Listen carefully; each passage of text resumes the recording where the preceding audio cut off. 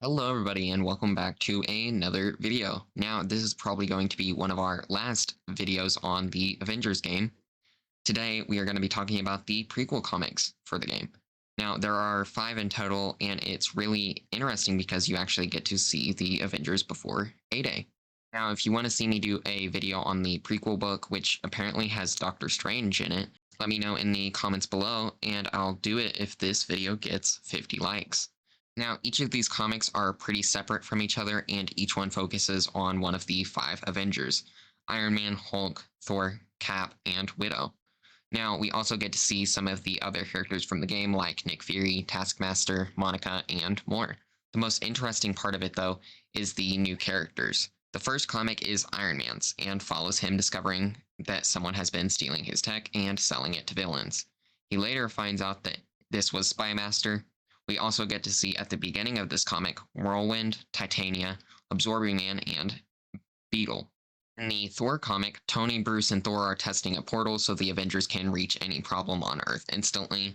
The portal fails and breaks. Thor then opens a portal to Asgard, bragging about magic.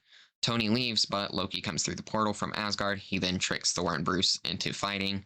Eventually, after fighting for a bit, it starts raining, revealing Loki floating above, invisible. Thor attacks Loki, and that's the end of that comic. In the Hulk comic, we start with Bruce and Monica running some tests.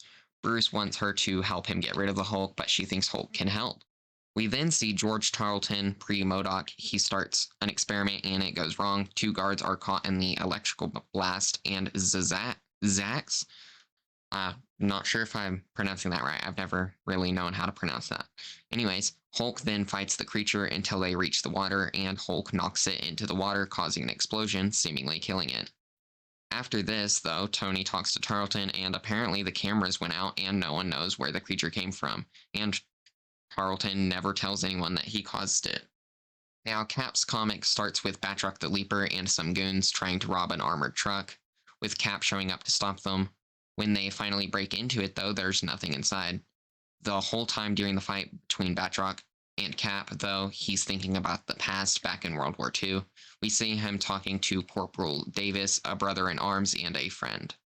After they discover the truck is empty, though, the thieves run away and Cap lets them go. Well, the reason he did this is because he was late. Cap then arrives at a funeral who is for Davis. We then flash back again to a mission with Cap and Davis parachuting in. Also, might I add, this Captain America suit in the flashbacks, 10 out of 10. After a short battle, Cap and Davis and the rest of their squad capture a whole group of Axis scientists. But now, with Davis gone, the only member that participated in this mission still alive is Steve Rogers. Cap then starts thinking about the heist this morning. Batroc trying to break into an empty vehicle didn't make sense. We then see Batroc leaping over a fence, however Cap is already there waiting for him. Batroc had put a tracking device in the truck and waited for it to reach the weapons lab for repair. Cap then beats up Batroc and drives off into the sunset, literally. We then have the final comic, which is Widow's. In her comic, we start with Widow training with Tony Masters, aka soon-to-be Taskmaster. Then later there is a prison break. And when Fury shows up, he sees Widow with every prisoner on the ground already.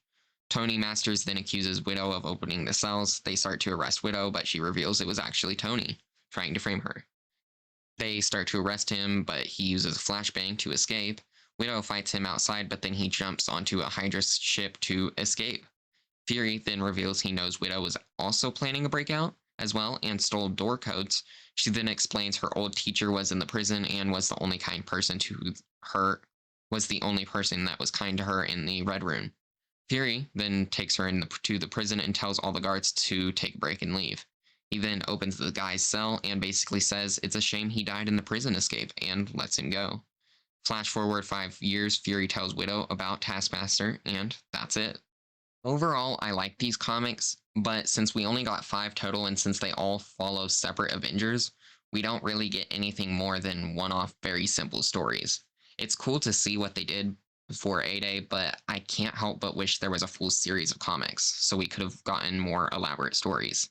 The highlight is definitely seeing all of the different villains that we never actually saw in the game, and I can't help but wonder what fights against these villains would have been like, especially Loki, Whirlwind, and Zax.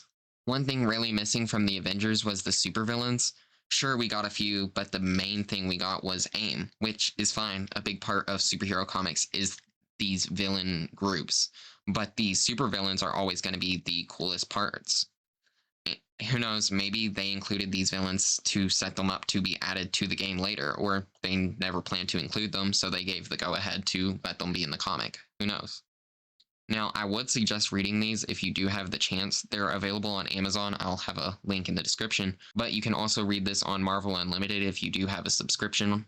I do think that this was a missed opportunity to show off more of the characters related to each of these heroes.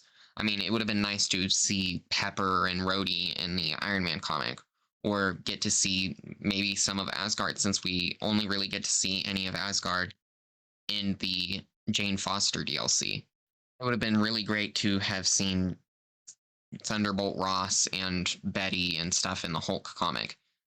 Though it seems like Bruce's romance was more so with Monica in this universe. I don't know if Betty even really exists in this world.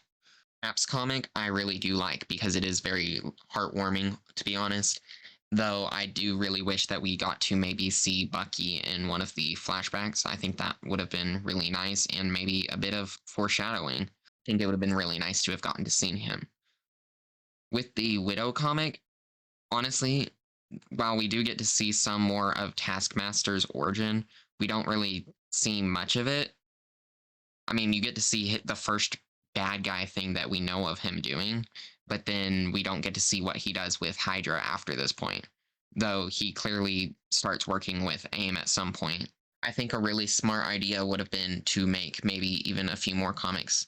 For example, during A Day, you find out that Captain Marvel is out in space. You know, maybe we could have gotten a comic showing what she's doing in space. It would have also been nice to maybe get a comic showing where Hawkeye is, you know, a bit of a prequel to the Hawkeye DLC. Overall, I just think that having more of these comics could have made the stories a lot better. That's really all I have to say about this, though.